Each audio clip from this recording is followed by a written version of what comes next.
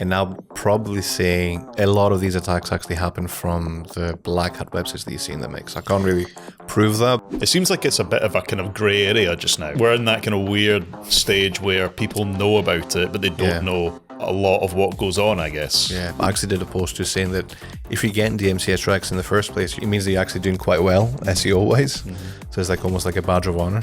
Could you see a situation whereby if a site has enough pages removed because of these attacks, Google could just pull the whole site? Could be. I think you need to be in a position where you can actually act fast to reverse it and get your pages back. Is Google doing enough to prevent this kind of abuse, do you think? No. No. They're too busy focusing on the AI race right now. So what's your number one top tip, I guess, for people listening to protect themselves? So number one top tip...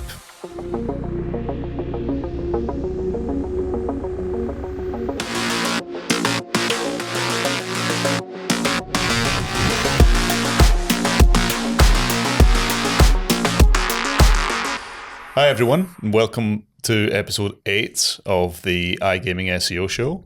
My name's Alan, I'm the SEO manager here at Big Pond Digital, and today I'm joined by Ari Parnas. How are you? How's it going? Good. What's new? What's been happening in this crazy world of iGaming SEO? I feel a lot, as we're about to find out. I feel like I need a holiday. Yeah, you get more with the weather here today. Aye, nice, it.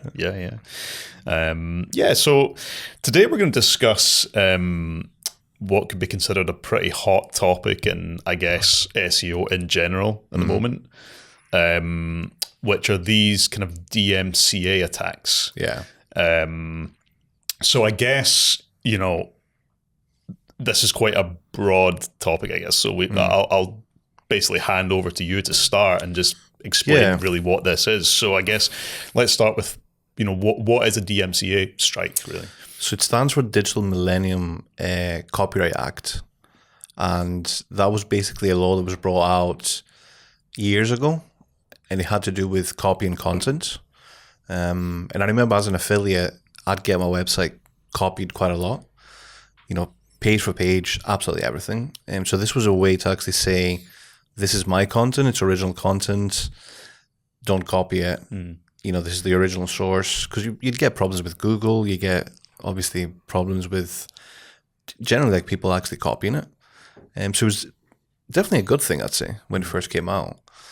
Now, when it comes to iGaming, there's been, I'd say, a bit of a loophole that's been exposed, and people can basically do fake DMCA strikes on certain content that's ranking quite well to take it down and basically gain positions, which is what has been happening for the past, it's been happening for some time now, but the past few weeks, I'd say, it's been, pretty heavy. Okay. And so why are we talking about this today for iGaming in particular, do you say? Apart from the fact that this is an iGaming podcast.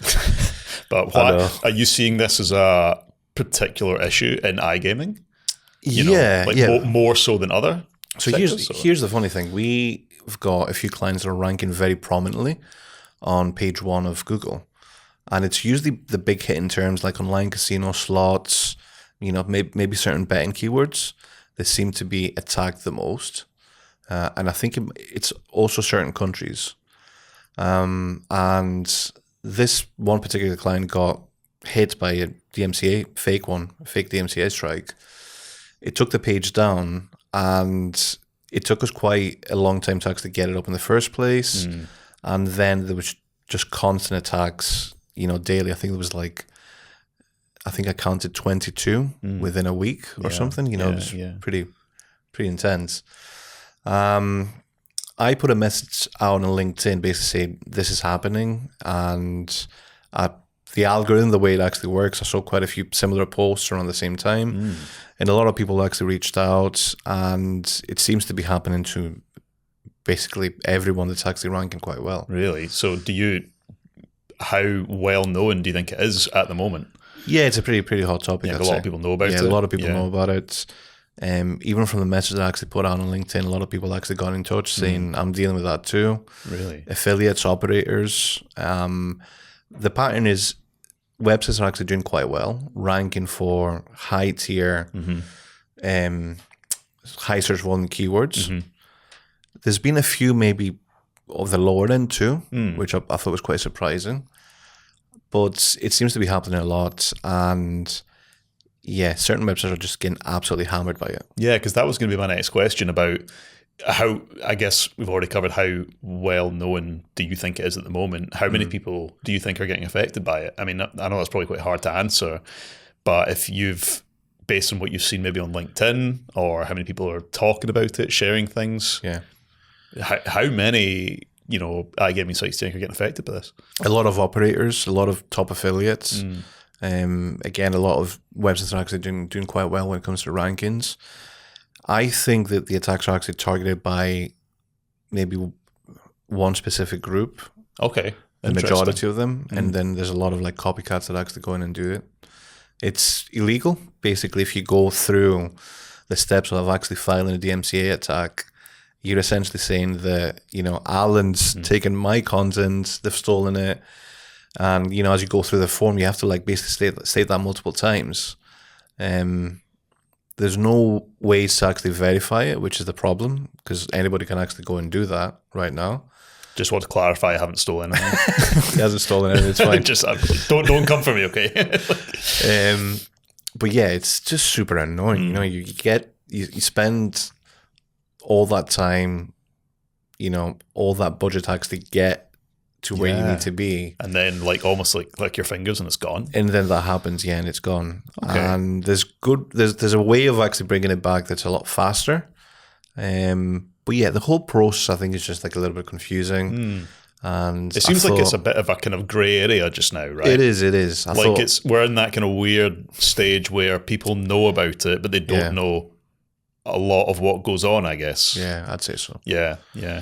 Okay, so I guess we've got the idea. There's these fake DMCA strikes happening and are getting submitted by people.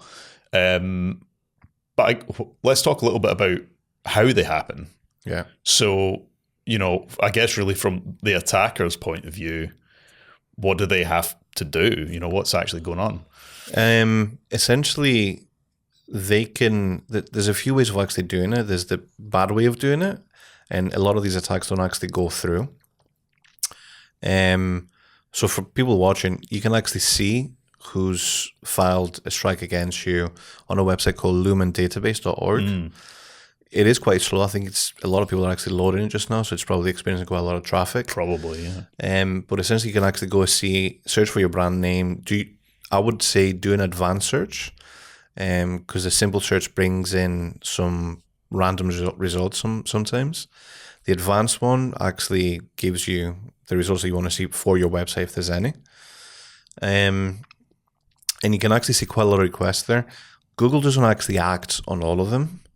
So you need to specify the type of content that they're, stealing. Yeah. And the more specific you are, I think the more of a chance you have to get that content removed, which is what they're actually doing. In other cases, they're also successful. They might actually scrape your content, place it on a website, and basically claim that, if this is our content, it's not yours. Really? So they can actually cite a source. Deeper than that, really. Yeah, wow. Cite a source. Okay. And that's easily done. I mean, you can actually do that with AI. You can actually do that.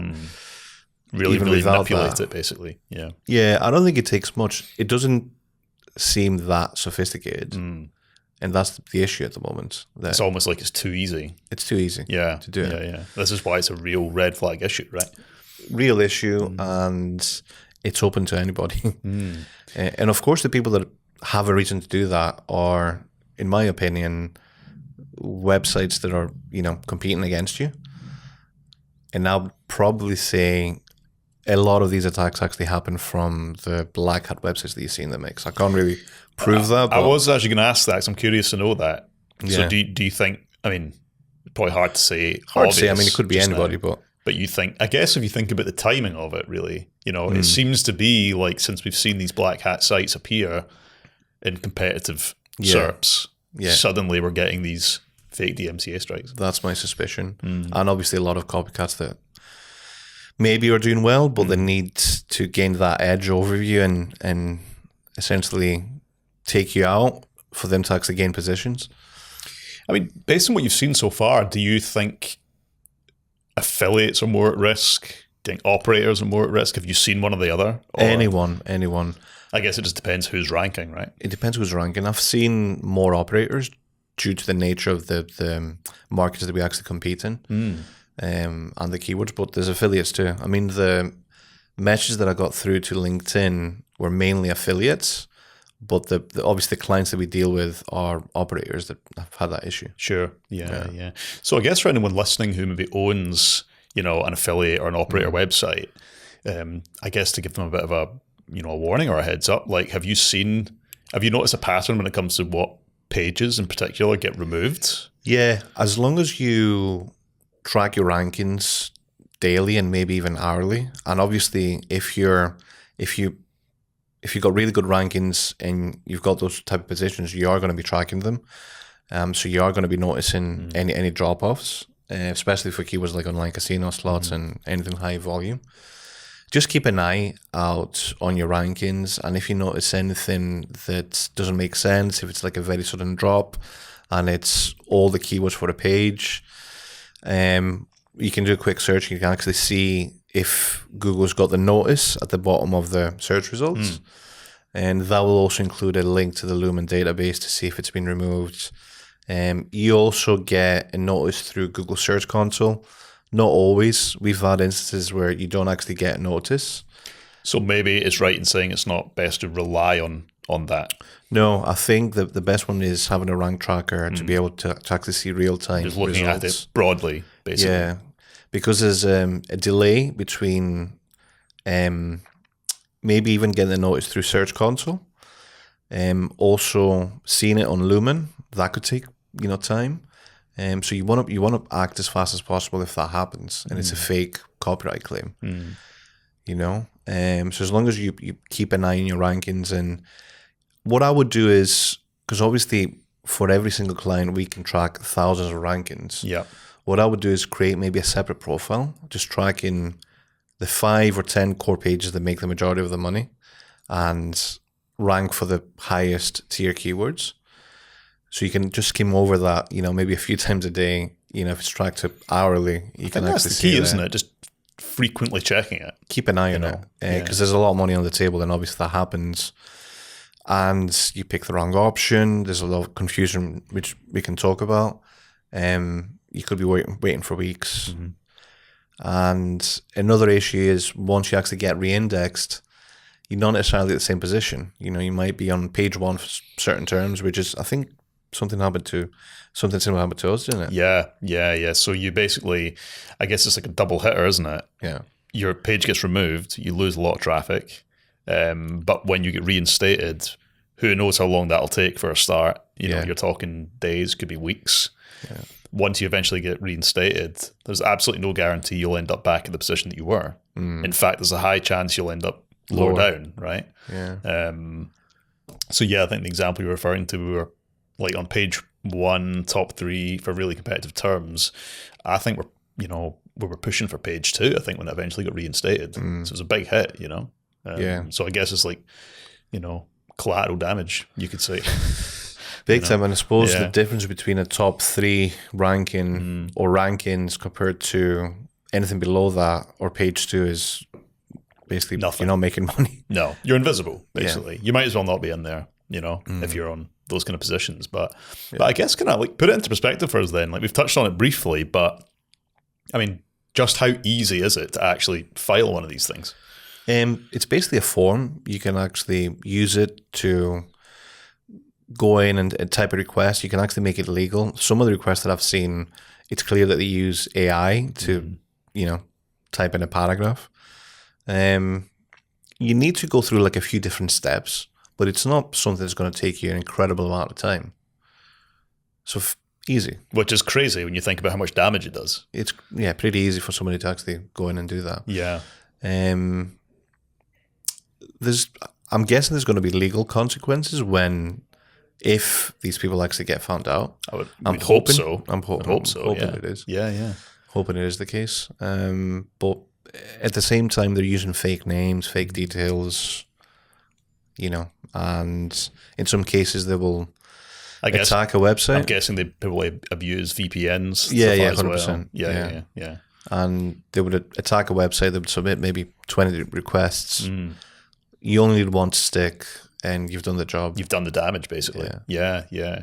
So let's talk a bit about why this is so flawed, I guess, from Google's end. So why someone submits a complaint, and very often we're seeing that page or pages get pulled down, sometimes even overnight. Yeah. So why does Google act on these so quickly? I think when it comes to copyrights and laws and platforms, they're actually funny about things like that, because they're essentially liable. They could be taken to court and they could lose a lot of money.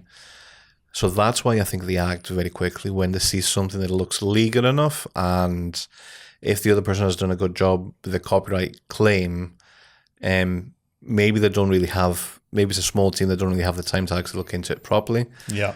So they would rather take it down to avoid any responsibility on their part, which damages, the website's reputation and revenue and traffic and all these things, rather than actually spend quite a lot of time to look into it. Obviously, they do that when you submit like a counter notice, I guess. But again, depending on how you do it, that could actually take ages. It's a bit of a gray area at the moment. And one thing that I don't really understand, and this is something that other people that I've been speaking to that are facing the same issues, they've said the exact same thing. Why is there no way to actually verify the submission? So there is no verification. There's no verification. I mean, anytime you log into Gmail, you have to verify it through like an authenticator, like an app, or most of Google products are like that. But this seems to be a bit of a loophole. And especially when there's that much money on the table, and it's a legal thing. You're essentially saying that somebody's stealing your own property, right? Your own content. Yeah, that's quite a serious accusation, for sure. Yeah, and you'd think that for that there'd be some sort of step that verifies that the person is actually finding that report is a real person, not just like a bot, or somebody sitting in a basement somewhere. It almost seems hard to imagine that it's actually possible to do that. How aware do you think Google are of this? I'm not sure if they're that much aware, and that's what I think a lot of people need to make more noise about this. So essentially, the more we talk about it, chances are we'll get it fixed. For them to take it seriously. Obviously, this is abused in loads of different industries, but iGaming is obviously really prominent because it just attracts those types of tactics, from the start, from when I was doing it, 15 years ago. You'd have different tactics, and you expose something and it sticks for maybe like a few months, and then they do something about it and it goes away. Basically, I think if enough people talk about it and complain about it, and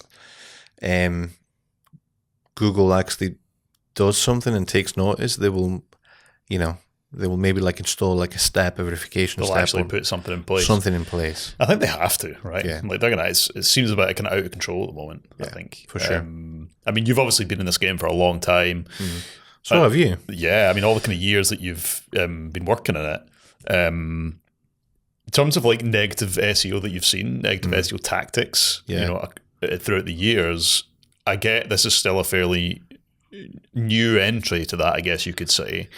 Do you think we're in a position that we can call it a negative SEO iGaming? 100%, yeah. It's negative SEO because you're not really doing anything. You're not making any positive contribution to your own website. You're essentially there to take somebody out. Yeah. Take somebody out of the picture. Totally malicious, right? Yeah, exactly. And it's a bit of a double whammy at the moment because you've got obviously the black hat websites benefited from the Parasite canonical trick. You only need to do a search in the UK or any country and you'll see multiple results. Yeah. And then you've got the DMCA strikes on top of that. Yeah. So really effective for them. So I think quite an interesting talking point is also just what exactly happens when a page gets hit, and also how quickly it can happen. Yeah. So just to clear things up, nothing happens on the page itself. We're just talking this is a removal from Google, right? The page essentially gets removed from Google search results. From the index, yeah. Nothing actually happens on the page. That's a different type of strike. We've had that too within the last few weeks. But that example was for a website that was in a grey market, and the whole licensing thing, again, was a bit of a grey area. So essentially with that one is I think they go to their hosting and it pulls the entire website down. So that's quite different. The copyright thing is essentially they remove that page from the index, which is not what we want as SEOs. No, I mean, do you think just now is it very much a page by page situation? Yeah. So you don't feel that, say for a website that has had tens of pages removed, do you see that having like a more negative impact on the site as a whole, would you say? Or do you think just now it's just page by page? It feels page by page. And I was chatting to this about with a client yesterday, Andrew. We haven't really seen examples of entire websites getting pulled down for like a copyright thing. Yeah. And we've seen attacks on it, but Google don't actually do anything about it just because it's very sort of airy-fairy, like it's... Do you think there's any risk of that? I mean, I know this is all early days, but could you see a situation whereby if a site has enough pages removed because of these attacks, Google could just pull the whole site? Or I don't know. Could be. Could be. I think you need to be in a position where you can actually act fast to reverse it and get your pages back. And they will keep persisting. Obviously, they're trying to attack you, especially if you're ranking prominently. Well, I guess once they know it works, they're just going to keep going for it. And as long as it's easy enough to abuse, why not? If there are people who are willing to do the black hat stuff, why will they just not do more of it? Exactly. There's money on the table, so. Yeah. Do you have any idea, I guess, again, we touched on it very briefly earlier on, in terms of who's actually doing this? We mentioned these kind of black hat sites that are appearing in search results. Yeah. Do you think it's just lesser known people? Do you think there's any chance that bigger names could be doing this? There's definitely a name it would seem risky, right? There's definitely a name that comes to mind. I don't want to name them, obviously. But I think people that have had similar experiences will know who they are. Sure. And there's obviously a lot of people imitating them, maybe smaller groups. Yeah. I don't think it would be operators, especially legit operators in markets that requires like licensing. I don't really see that. It's got to be like the black hats or kind of like maybe the grayer casinos that.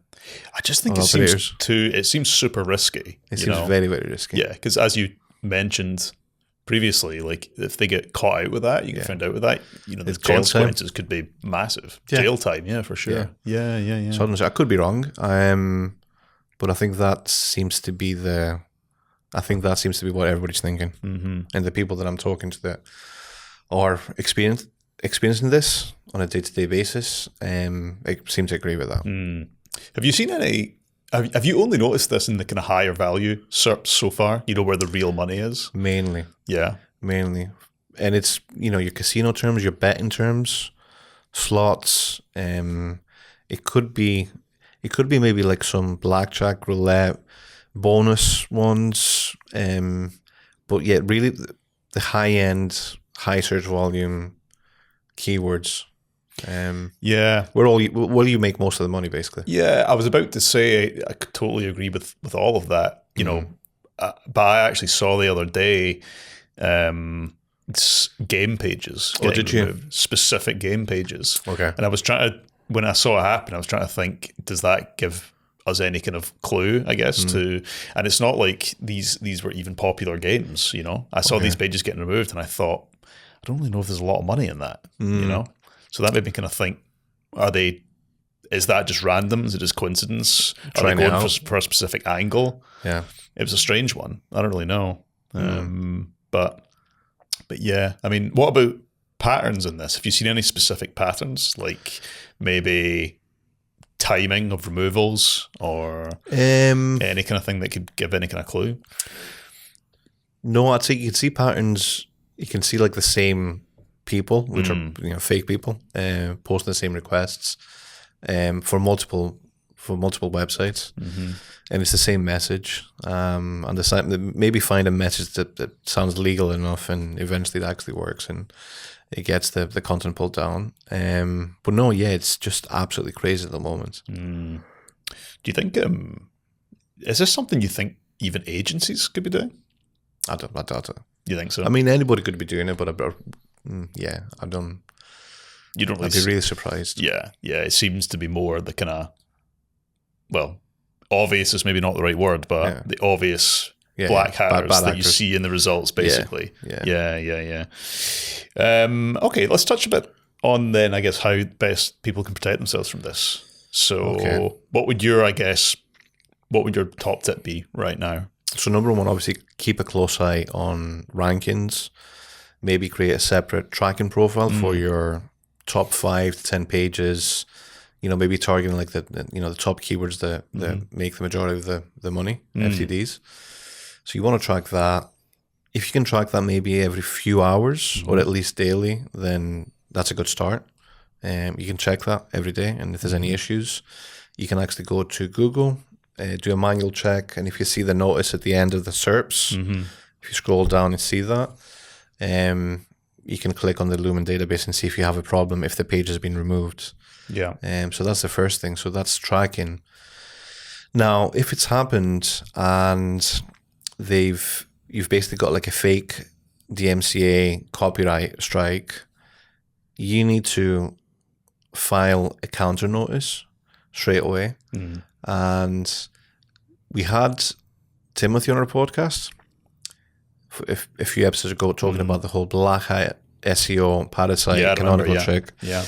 So he did a good post because like we tried a few different methods of getting the pages back, and some of them worked within a few hours or within a couple of hours, and some took weeks.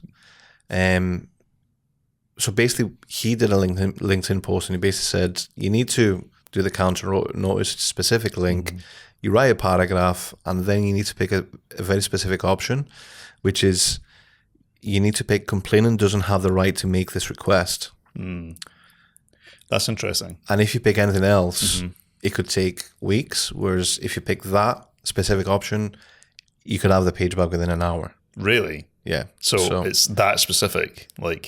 And to be fair, we had that, and with some pages we got them back within an hour, a couple of hours, and other pages took weeks. You know, it's funny, I saw that specific post you're talking about. Yeah. And I saw mentioning how people had offered him crazy money to try and fix this thing, try and get them out of this situation. Yeah. And I was just thinking, wow, that just shows, I guess, the desperation of people in this situation right now. Yeah. Yeah.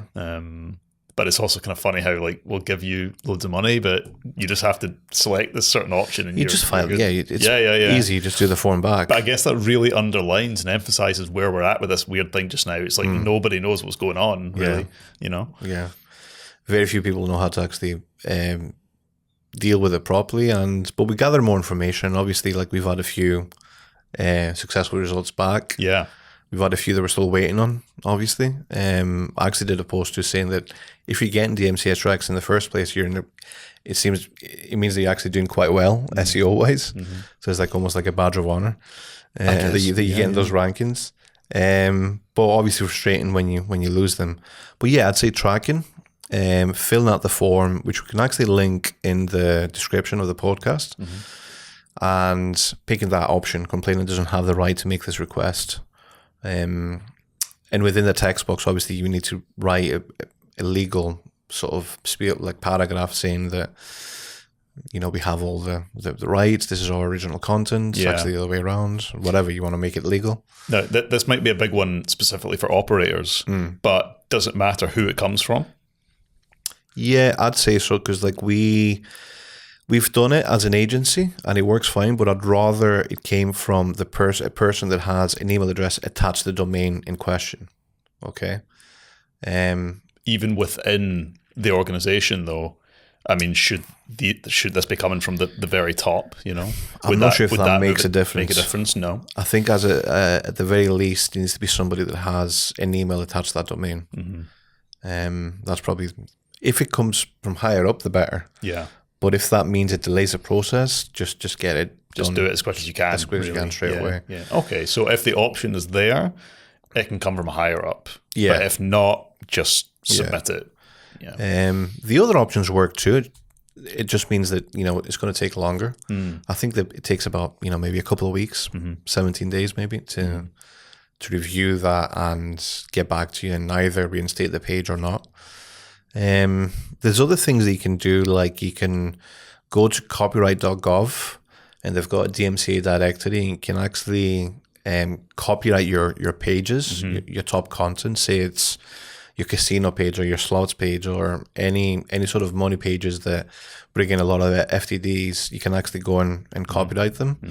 I don't think I'm not sure if it actually changes the fact that somebody can still actually attack you, but maybe having that is maybe something that you could, in your response, you could basically say that, by the way, we've copyrighted this content. It's good to have an option. We haven't tried it, but you might be able to get that back sooner, I suppose. I mean, really, if you've had a really, really high value page removed, I think you'll do it. You'll take all options, that you can do for it. But we will link all of these in the description of the video, right? For anyone that's looking for helpful links or. Yeah, it's copyright.gov and /DMCA -directory. We'll link it and What about, I'm thinking, okay, so say an operator's listening to this and they might be thinking, okay, one of my pages might be at risk. Say a page that ranks for something really competitive like slots. Yeah. Do you think it's worth them almost thinking ahead and thinking, okay, there could be a backup page I could use? Should we be optimizing maybe in the background something else to rank for slots? Maybe even like a blog post or an optimized page? Or you could be diversifying into like different things to make sure. You could do that, but those pages could be equally at risk if they're ranking quite well. I guess it's just whatever's ranking, right? Yeah, is a target. That's right. That's the unknown thing. So I think it comes back to tracking. There's also like tools you can actually use to see if somebody's actually copied your content.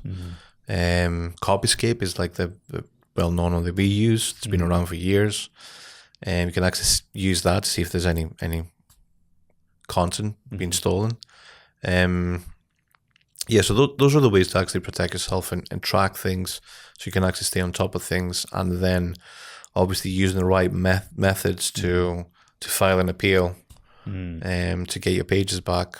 And you need to be on top of your game. Unfortunately, there's no other way. You need to be staying on top of it. I think it's just, we've spoken about so many different kind of, I guess, countermeasures and whatnot, but as you say, the most important thing is just frequently checking your biggest hitters and keeping on top of it, really. I guess looking at the bigger picture, like, do you think, is Google doing enough to prevent this kind of abuse, do you think? No. They're too busy focusing on the AI race right now. And you Google, think people realize that and are taking advantage of the fact almost that they're distracted? They're distracted by the whole AI race, and you've got like the black hat parasite SEO trick working, the canonical trick, people just buying expired domains, doing what you used to be able to do 15 years ago, still seems to be working. That's a rinse whole and other repeating discussion point. And then the DMCA strike. So they're not doing enough. I think people need to make a lot more noise for them to actually listen and do something about it. The fact that just recently we've seen all this black hat stuff pop up, what does this say to you about iGaming SEO going forward? Do you think it's going to get worse in terms of black hat? I'm hoping not. Do you think it's going to be like people are really going to have to be on top of their game and be aware of all this crazy black hat stuff that's popping up? Or do you know what? Like, I've been doing this for a long time, and well, this is why I love talking to you about it, because you've seen it all. I feel we've seen it all, and there's always tactics like that within the industry that seem to work for a while, then they go away. The algorithm changes, somebody does something about it, and the landscape changes, and they try something else. But there's constantly people that are trying to to push things to the limits, trying to find the loopholes to expose and make money from it. And they do actually make a lot of money from this. So I don't think that's going to change. You know, the tactics might change. It might be different loopholes. It might be different search engines. Yeah. But there's always going to be somebody pushing the boundaries, trying to find a way to actually game the algorithm and, you know, gain from that. It just feels at the moment that it's quite intense compared to previous years where, you know, you might see one or two tactics working for a bit and then they get taken away. The whole parasite thing, that's been actually around for a few years now. It's only just maybe now that people are really... No, I think it's just been going on for a while. It's just been abused quite a lot maybe lately. And the whole DMCA thing, that's been around for ages too. But again, it's just... At the moment, it seems to be all at once. Yeah, one person learns about it, then another person learns about it, you know. Yeah. I guess what worries me a little bit is that, you know, if people realize how easy this stuff, well, not easy, but, you know, I guess in this case easy, because this one actually is quite easy to do, but people realize they can abuse it in this way. It gives them ideas for other black hat tactics, right? Like this could just grow and grow, you know.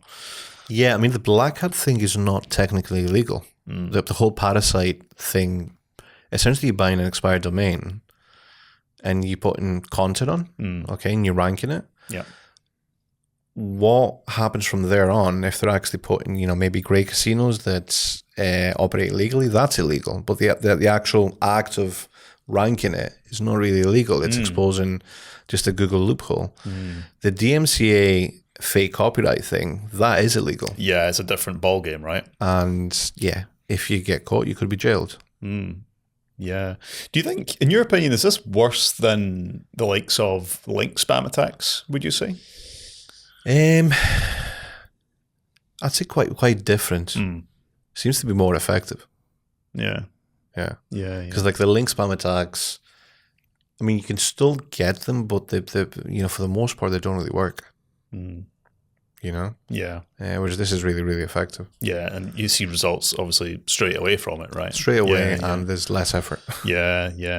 I mean, I think the other thing just to emphasize really, I guess to kind of round off, is that, you know, this isn't something that's just affecting your lower ranking, smaller websites, right? Like big sites are getting hit by this. Yeah, the biggest. Yeah. From the biggest sites to affiliates to absolutely anybody. There's no shame in what they do. Yeah, they're just going for... It's really bad. Whoever's ranking, no shame. They would take down anybody. Yeah. And yeah, it's because there's a lot of money on the table.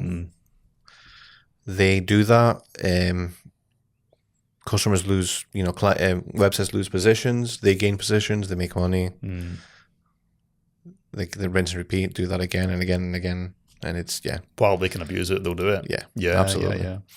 Okay, rounding off then, give us, I guess, an overview. What would be, well, no, more so, what's your number one top tip, I guess, for people listening to protect themselves? So number one top tip, track everything, at least daily. Ideally, if you can, every few hours, you know, your top performing pages. If you see something missing from the index and you see the notice, you can go to Lumen, establish that. You file the counter notice with the link that we will link in the description. And obviously you want to pick the option. If it's a fake copyright claim, if it's something else, you know, it could be anything, but I'm talking specifically about the fake copyright ones. You pick that specific option. Hopefully you get your pages back. If not, you're in for a waiting game. There's other things like, as I said, the copyright.gov DMCA directory. You can actually do that. You can use tools like Copyscape and other tools to make sure that nobody's actually stealing your content. But you need to just stay a little bit more focused on top of your game when it comes to your top pages. Yeah. I guess. And if it happens, pick the right option or... Asked him for one top tip and he gave you 3. That's why you're the best in the business. We need to sort of... I think we need to help people too. For sure. So I've been getting LinkedIn messages and I'm, you know, happy to help people, you know, fight against it. And I think the more people make noise about this and talk about the better. Yeah, yeah. We need conversation about it, basically. We need Google to see this and fucking do something about it, basically. I'm sure they're watching. Yeah, I'm sure. I hope. Yeah, yeah. Ari, thanks again. Good to chat. Cheers. Thanks for listening, everybody. Stay tuned for episode 9. Take care.